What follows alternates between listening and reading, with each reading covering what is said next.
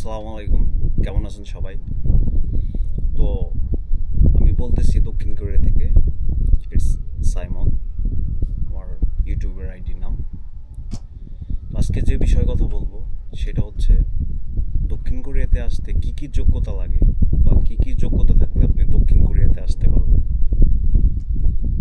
তো দেখেন, এশিয়ার মধ্যে দক্ষিণ কোরিয়াটা হচ্ছে অন্যতম একটা দেশ, অনেক হাই স্যালারি এবং অর্থনীতির দিক দিয়ে অনেক উন্নত।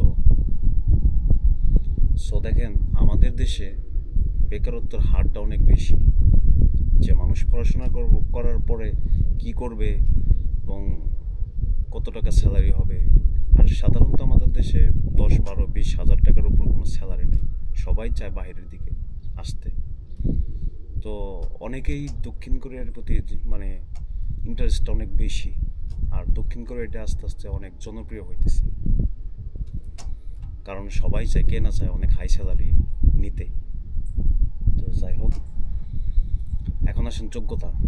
দক্ষিণ কোরিয়াতে আসতে হলে আপনার সর্বপ্রথম যে যোগ্যতাটা লাগবে সেটা হইতেছে আপনার শিক্ষাগত যোগ্যতা। আগে ছিল না, বাট আগে 8 পাস হলেও মানে আপনি আসতে পারতেন। বাট ইদানিং যে নিয়মটা শুরু হয়েছে আর কি, যেটা করছে কোরিয়া সরকার থেকে, আপনার শিক্ষাগত যোগ্যতা মিনিমাম এসএসসি পাস লাগবে।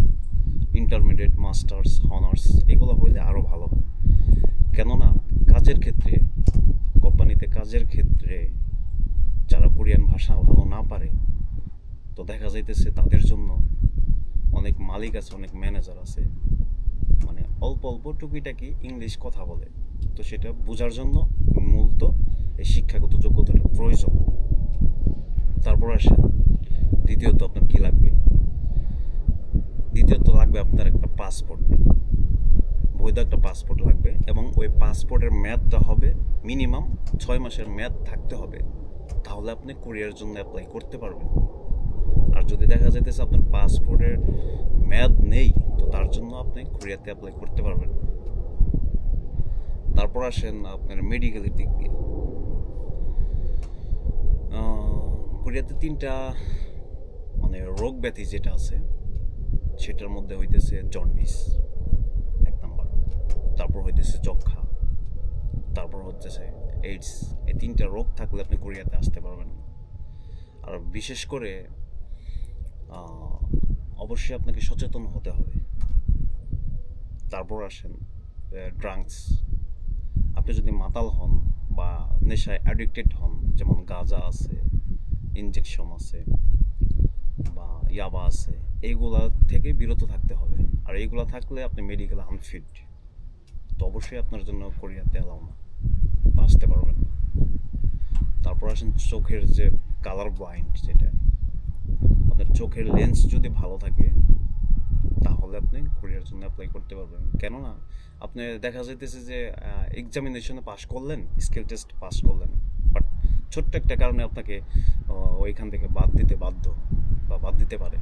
তো তার জন্য আপনাকে সব দিক দিয়েই সচেতন থাকতে হবে যে কী কী যোগ্যতা থাকলে আপনি আসতে পারবেন। তারপর আসেন 3D কাজ।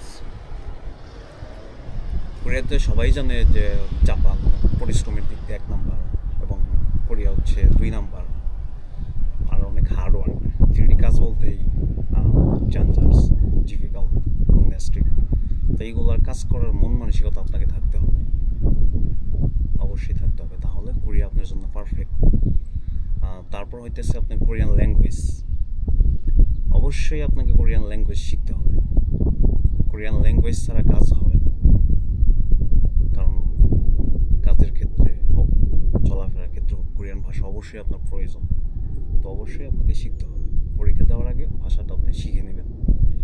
তারপর হইতেছে বয়স। কোরিয়াতে আসতে বয়স সাধারণত 18 থেকে 39 বছর, এতটুকু বয়স থাকলে আর কি, মানে 18 থেকে 39 পর্যন্ত বয়স থাকলে তারা কোরিয়ার জন্য অ্যাপ্লাই করতে পারবে। বাট 39-এর বেশি হলে অ্যাপ্লাই করতে পারবে না।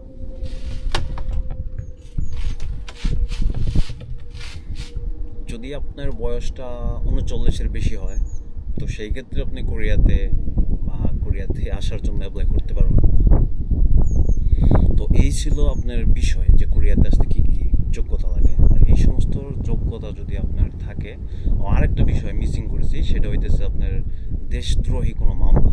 আপনার নামে যদি কোনো মামলা থাকে ইন্টারন্যাশনাল অফিসিয়ালিভাবে, তো সেই মামলা যদি থাকে, তো তার জন্য আপনি কোরিয়াতে অ্যাপ্লাই করতে পারবেন। তো অবশ্যই আপনাকে সচেতন থাকতে হবে। তো এই ছিল আজকের বিষয়। তো এই সমস্ত ডকুমেন্টস বা যোগ্যতা যদি থাকে আপনার, তাহলে আপনি কোরিয়ার জন্য অ্যাপ্লাই করতে পারবেন। তো আশা করি সবাই বুঝতে পারছেন। আমার চ্যানেল এটা ইটস সাইমন। তো অবশ্যই যদি ভালো লাগে ভিডিওটা সাবস্ক্রাইব করে রাখবেন, বেল বাটনটি বাজিয়ে রাখবেন এবং পরবর্তী আপডেট দেওয়ার জন্য চেষ্টা করবো ইনশাআল্লাহ। তো সবাই ভালো থাকবেন। আসসালামু আলাইকুম, আল্লাহ হাফেজ, বাই।